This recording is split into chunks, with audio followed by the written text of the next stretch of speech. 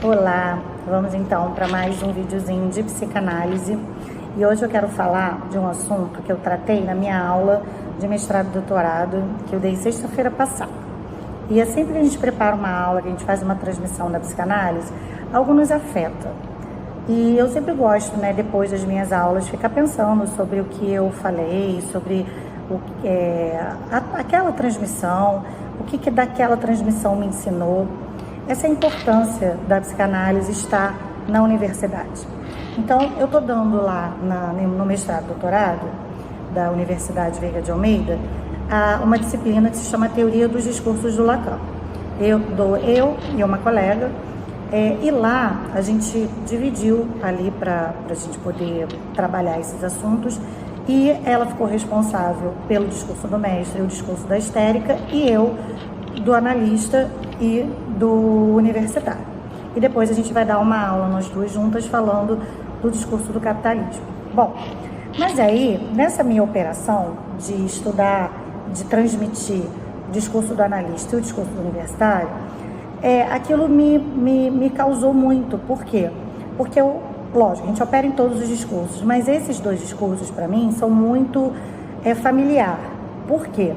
Porque eu sou analista, eu tenho a minha clínica e eu sou professora universitária, Então, eu também giro muito em torno desse discurso do universitário, daquele que está ali querendo receber, colocar o saber como produção.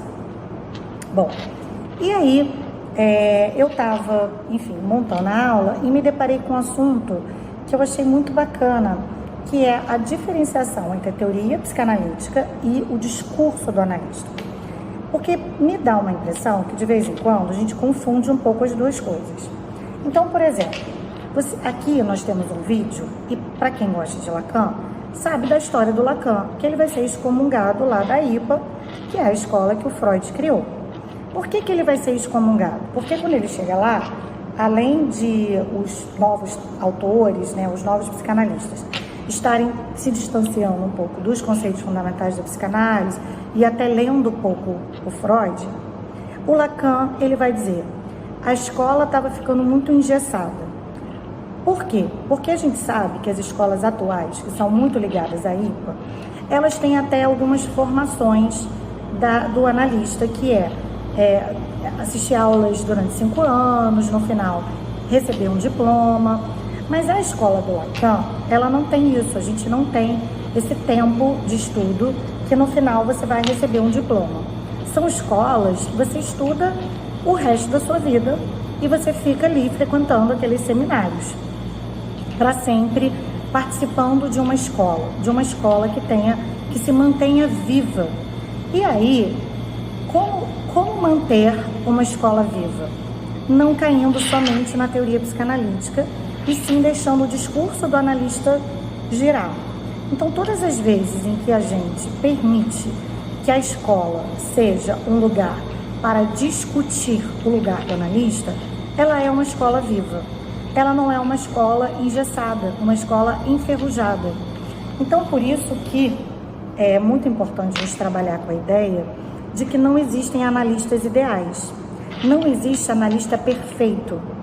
Existem analistas que vão se formar de uma forma muito individual e que essa forma de operar enquanto analista, ele vai ocorrer a partir da marca do seu passe analítico, da sua travessia, da travessia da fantasia fundamental.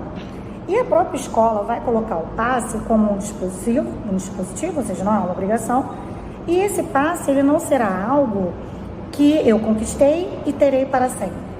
Ele é algo móvel e que fica durante um tempo nesse lugar de passante, nesse lugar de um analista que teve o passe analítico.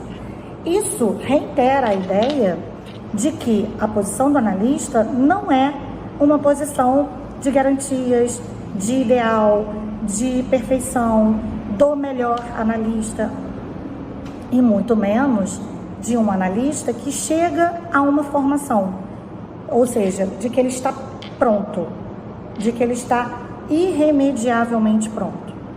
Não é assim que a posição do analista é entendida por Lacan. Então, a teoria psicanalítica é uma teoria formal, é uma teoria pleiteada por conceitos fundamentais, métodos, e que estão lá, criados por Freud. Quem não concorda vai sair fora. E por que eu coloco isso, né? Porque eu, como professora universitária, sempre que eu estou dando aula sobre psicanálise, eu falo sobre a não causa e efeito, de que a gente não tem respostas absolutas, e aí sempre tem aquele aluno que vai brincar. Ah, mas então quer dizer que numa prova de psicanálise eu posso responder qualquer coisa? Não, porque a gente não pode colocar no mesmo lugar teoria de discurso do analista. Espero que vocês tenham gostado do vídeo de hoje e até a próxima. Até lá!